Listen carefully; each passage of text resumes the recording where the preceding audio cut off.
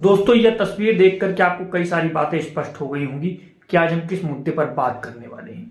आज हम चर्चा करेंगे उस आर्टिकल की जो छपा है द टाइम्स ऑफ इंडिया में 15 जून 2024 को।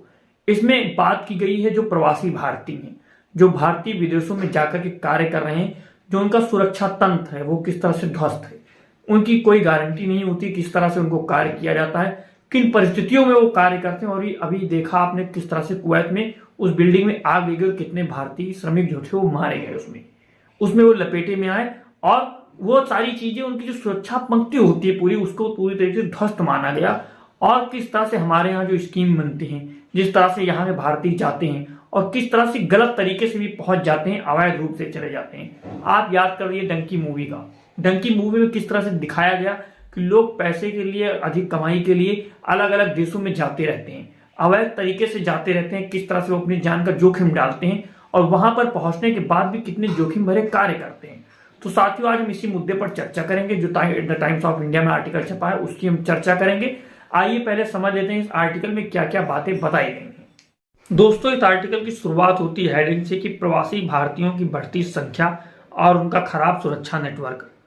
उसी के बारे में हम बात करेंगे। जो हाल ही में मुद्दा आया है, हाल ही में कुवैत की एक रिहायशी इमारत में आग में जले अनेक प्रवासी भारतीयों की दुर्घटना एक राष्ट्रीय स्तर की प्रवासी नीति बनाने की मांग करती है। कुछ बिंदु में इसको हम समझने की कोशिश करेंगे। आखिर क्या क्या बिंदु हैं जो इस आर्टिकल में बताए गए हैं, जिनको हमें और आपको समझना चाहिए। उनमें सबसे पहला बिंदु आता है, पूरे विश्व में भारतीय प्रवासी श्रमिकों की संख्या लगभग 17 से 18 लाख है।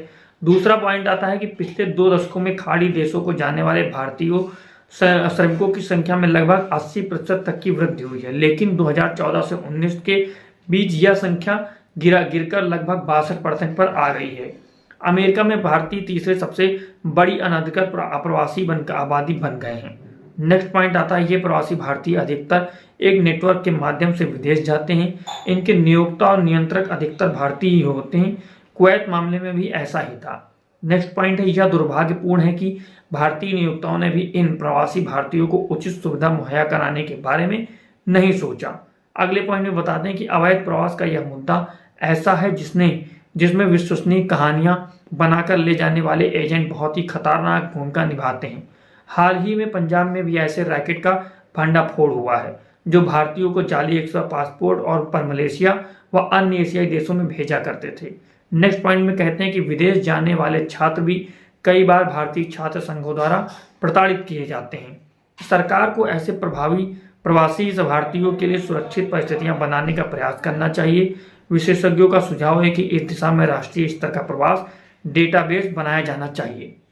साथियों, द टाइम्स ऑफ इंडिया के आर्टिकल में जिन मुद्दों को उठाया गया है, जिन बातों को बिंदुवार समझाने की कोशिश की गई, वो बहुत महत्वपूर्ण है कि किस तरह से 80% तक भारतीय जो प्रवासी हैं वो जाहिर करके बाहर अरब खाड़ी में कार्य कर रहे थे, अरब देशों में कार्य कर रहे थे। 17 से 18 लाख प्रवासी, लेकिन 14 से 19 में जो रेशियो देखा गया है वो गिर करके 62% पर आ गया है। आखिर ये कम क्यों हुआ, इस पर हमें गहन चर्चा करनी चाहिए और इसका विश्लेषण करना चाहिए। दूसरा पॉइंट वो उठाते हैं कि जो सुरक्षा होती है उनको सुरक्षा देनी चाहिए और भारतीय जो सरकार है उसको उस तरह के कानून बनाने चाहिए जिस कानून के तहत वो यहाँ से भारतीय वहाँ पर कार्य करने जाएं और उनको जो सुरक्षा पंक्ति होती है, उनकी जो सुरक्षा होती है उसकी जिम्मेदारी भारत सरकार की हो और जिस देश में जाए उस सरकार की हो।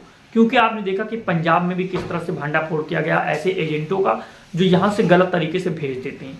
छात्रों के मामले में भी देखा गया कि किस तरह से गलत तरीके से पहुंच जाते हैं, तो उनके साथ गलत कार्य होते हैं और उनको प्रताड़ित किया जाता है। अगर इन चीज़ों को समझना है और रोकना है तो हमारी सरकार को कानून बनाने होंगे, कड़े कानून बनाने होंगे और जो इनको गलत तरीके से कर रहे हैं उनके विरुद्ध कार्यवाही भी करनी होगी सख्त रवैये के साथ। दोस्तों, आप इस वीडियो में बने रहें और आगे भी इस प्लेलिस्ट में हमारे देखें करंट कंटेंट के अलग अलग मुद्दों पर हम चर्चा करते हैं।